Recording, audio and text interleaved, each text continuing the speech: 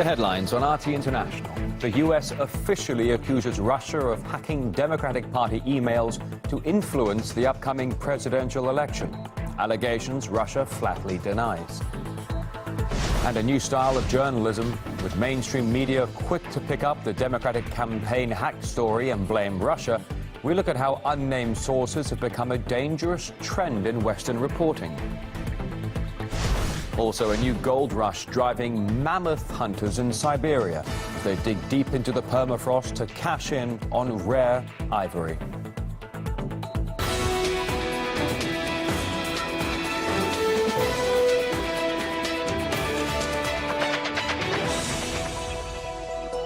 Thanks for joining us here on RT International. Right now, turning midday here in Moscow, we have your latest worldwide headlines. The Obama administration has formally accused Russia of recent cyber attacks against the Democratic presidential campaign, with the aim of influencing the upcoming presidential elections. RT correspondent Caleb Mopan has details.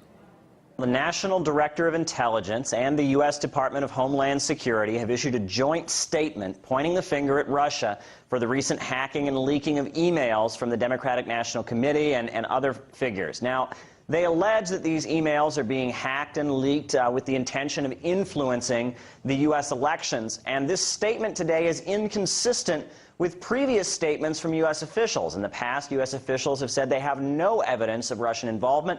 Now they are saying the opposite. Now, this new statement doesn't provide any new evidence. It simply says that U.S. officials are confident and that the methods used are similar to methods that have been used in the past. Now, Russian officials have been clear that they have no desire to meddle in U.S. elections. This is what was said by a Russian presidential spokesman. It's again absurd. Tens of thousands of hackers daily attack Mr. Putin's website. Many of them are tracked to U.S. territory. And we don't blame that on the White House or CIA. Now, Julian Assange spoke to RT's Going Underground, and he said this is actually not the first time the Democratic National Committee has been hacked. He went on to describe exactly how the hackers probably did it.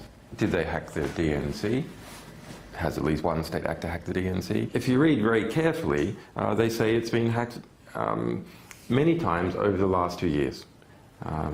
And our sources say that the DNC security is like Swiss cheese. Critics of the way the government has responded and others have pointed out that they feel like there's an effort to divert the conversation away from what these leaks actually say to rather possible theories about their origin. Now, it's also interesting to note that this joint statement does point out, it says that any meddling in the voting process or the process of counting the votes on Election Day is highly unlikely.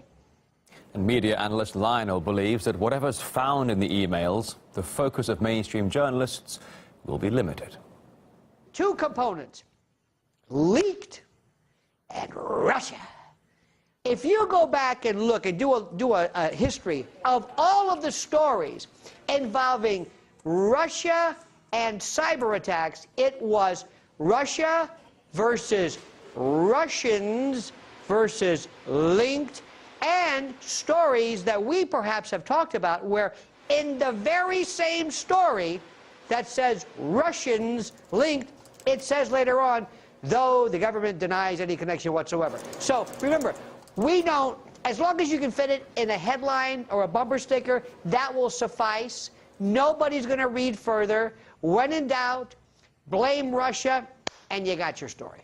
As media critic Lionel just mentioned, the mainstream media is often very quick to name Russia as the prime suspect, typically relying on unnamed sources.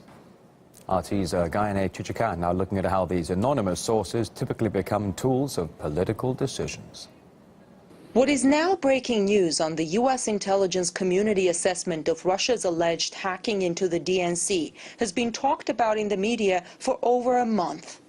Unnamed officials first shared their assessment with major media outlets.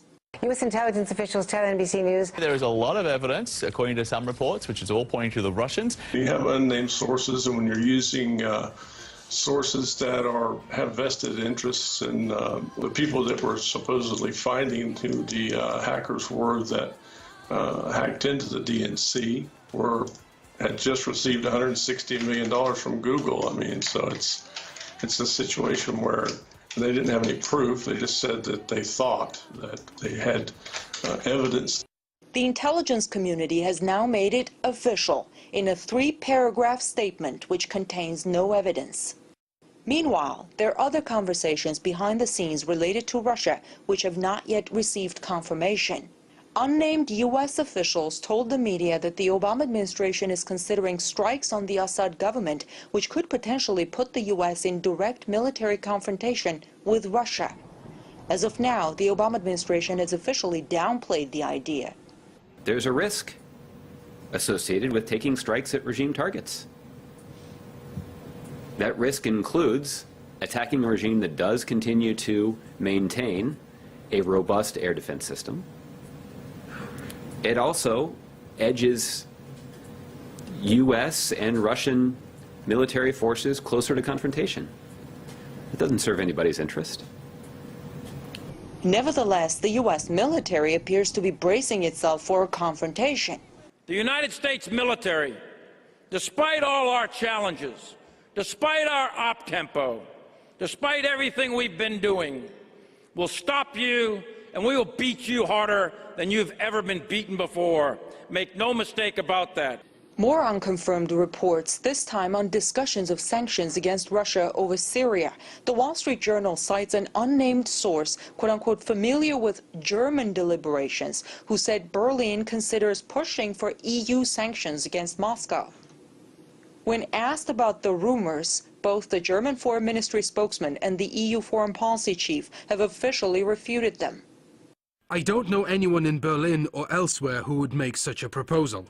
If I own the Wall Street Journal and I have a reporter and I need him to talk about something, that needs to say what I need it to say. If I want to convince someone like Mr. Obama or someone else that they need to do X, Y, or Z, then I'm going to try to provoke that with media. It's just simple.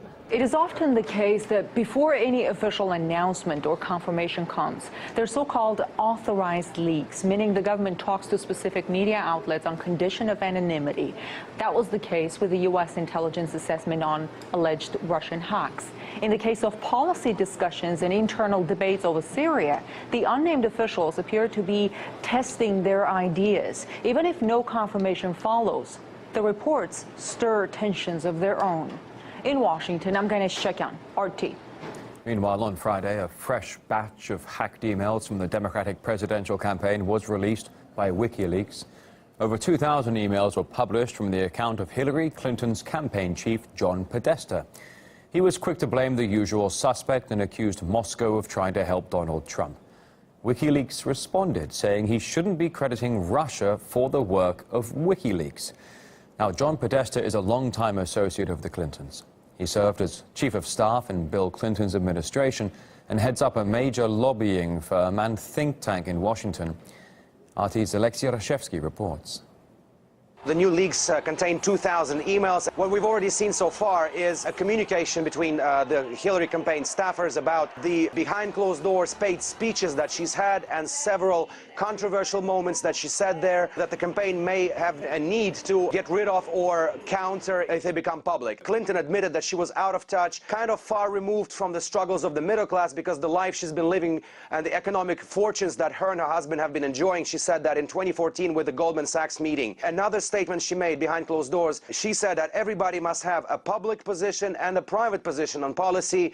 One of the more interesting ones is her speech in front of Goldman Sachs and other Wall Street giants, where she said that as a senator, she represented and worked with so many on Wall Street and did all she could to make sure they continued to prosper. The emails, again, released by WikiLeaks, by Julian Assange, who, as we remember, Hillary Clinton had a very nasty episode with. Let's listen. Did you ever joke about drowning Assange? Well, I don't know anything about what he's talking about, and I don't recall any joke. It would have been a joke if it had been said, but I don't recall that. Clearly no love lost there, as you can see, between Julian Assange and Hillary Clinton, and Assange promises that all of the emails that he has in his domain will be released before the presidential election November 8th. We'll see whether there will be any more scandalous stuff related to the Democratic presidential candidate there.